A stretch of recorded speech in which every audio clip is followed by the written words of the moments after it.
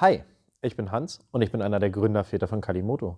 Und heute möchte ich euch eine Funktion von Kalimoto näher bringen, die wir öfter mal in den Kommentaren von euch oder auch bei uns im Support bekommen, und zwar die Frage nach dem Kalimeter. Kalimeter klingt auch schon so cool, haben wir uns ganz lange den Kopf drüber zerbrochen, wie wir das tolle nennen, also diese tolle Funktion nennen wollen.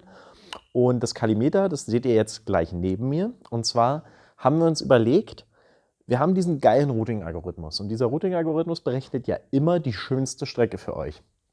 Aber was ist denn schön eigentlich? Es ist ja schwierig zu sagen, das ist die schönste Strecke und das ist die schönste -2-Strecke oder so. Das ist ja schwierig zu kategorisieren. Also haben wir uns überlegt, was könnten wir denn machen, damit auf einen Blick ersichtlich ist, wie schön eine Strecke tatsächlich ist. Und da es dafür keine metrische Einheit oder irgendwas gibt, also mir ist keine bekannt, falls ihr eine kennt, bitte in die Kommentare, haben wir uns überlegt, dann erfinden wir einen eigenen Wert, der mathematisch berechnet wird anhand des Kurven- oder Streckenverlaufs.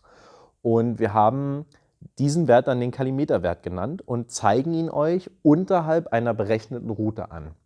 Und was besagt dieser Kalimeterwert? Wir kriegen immer wieder mit, dass ihr vermutet, oder das ist auch offensichtlich vielleicht im ersten Moment, dass ihr denkt, das ist eine Prozentangabe, so dass sie bei 100 endet und 100 wäre dann die perfekte Route sozusagen. Ich kann euch so viel sagen, das ist sie nicht, weil je nachdem, wo ihr die Route berechnet, kommt ihr auch auf Werte über 100. Wo genau die Grenze liegt, das will ich euch nicht verraten. Das ist etwas, wo wir uns immer wieder freuen, wenn Menschen einen neuen, noch höheren Kalimeterwert auf einer Route entdecken. Das soll auch ein bisschen euch animieren, Kalimoto auszuprobieren, Routen zu optimieren und abzuwandeln, um zu schauen, ob dieser Kalimeterwert sich noch weiter optimiert. Aber was sagt ihr denn tatsächlich eigentlich aus? Das Kalimeter sagt eigentlich aus, wie schön und, jetzt kommt die Betonung, kurvig die Strecke ist. Das heißt, wenn ihr eine Strecke berechnet, schauen wir uns an, wo diese Strecke verläuft und vor allem, wie viele Kurven euch auf der Strecke erwarten. Das bedeutet, das wird auch immer ins Verhältnis gesetzt zur Länge der Strecke. Also es bringt nichts, eine 200 Kilometer Strecke zu haben, die am Anfang auf 5 Kilometern kurvig ist, mit ganz vielen Spitzkehren, die dann am Ende hin aber quasi nur noch geradeaus verläuft. Die hätte einen eher geringeren Kalimeterwert. Wenn wir aber eine 25 Kilometer lange Strecke haben und da sind genau diese ersten 5 Kilometer drin, dann heißt es ja, 20% der Strecke sind vollkurvig direkt am Anfang und dann hätte sie einen viel höheren Kalimeterwert. Also ihr müsst euch vorstellen, wir betrachten immer die gesamte Route, so wie sie ist, und setzen dann die Kurvigkeit und die Schönheit der Strecke in Relation. Und dann ergibt sich daraus dieser Wert. Und ihr seht ja, das ist vor allem hier in Brandenburg, in dem Flachland, in dem wir leider unseren Firmensitz haben, haben wir eher Werte um die 15, manchmal 20, da sind wir schon gut dabei. Und wenn ich in die Alpen gehe oder in andere Gebirge, Mittelgebirge, dann habe ich in der Regel eine normale Kalimoto-Tour immer 70, 80 Kalimeter Wert. Sobald ich dann wirklich in Pässe gehe oder über Pässe fahre, wo wirklich sehr, sehr viele Serpentinen sind, dann erreiche ich ganz locker auch Werte von 100 oder mehr.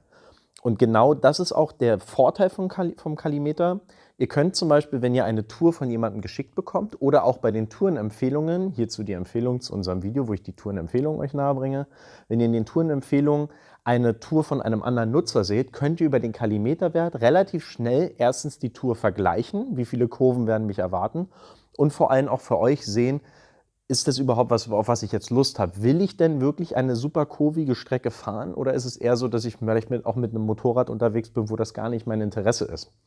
Und dadurch ist der Kalimeterwert ein schönes Instrument, um auf einen Blick die Routen zu vergleichen und für sich einen ersten Eindruck zu gewinnen, was mich auf dieser Strecke erwartet. Und wir hoffen, dass ich euch jetzt sozusagen mit dieser Erklärung das Kalimeter etwas näher gebracht habe, dass ihr vielleicht beim nächsten Mal noch ein bisschen genauer darauf achtet, vielleicht auch einfach an den Routen noch ein bisschen optimiert, um zu schauen, wie entwickelt sich denn das Kalimeter, wenn ich bestimmte Streckenabschnitte einbaue oder weglasse.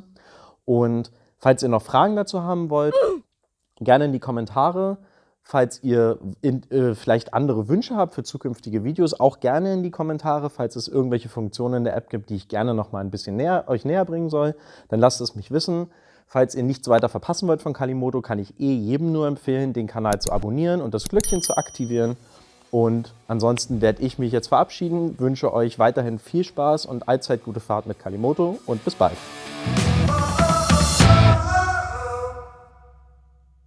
PS, Apple CarPlay ist leider noch nicht fertig, aber wir arbeiten immer noch dran.